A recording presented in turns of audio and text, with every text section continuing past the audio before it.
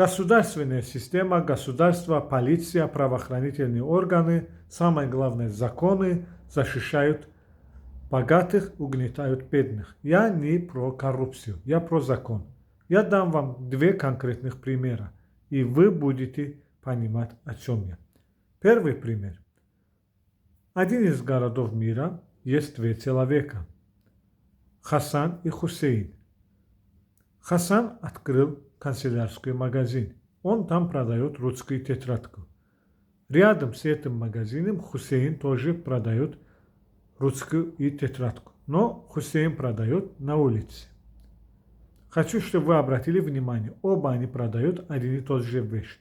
Русскую и тетрадку. Еще эти вещи несъедобные. Чтобы у государства был предлог, что на улице продать эти вещи не гигиенично. Речь идет о русской и о тетрадке. Что будет? Государственная система, полиция будет защищать Хасана, потому что у него есть денег, он открыл магазин, а будет арестовать Хусейна, потому что он торгует незаконно, государство против уличной торговли. Он не открыл магазин, потому что у него нет столько денег. Вот так, пока. Буду продолжать тему.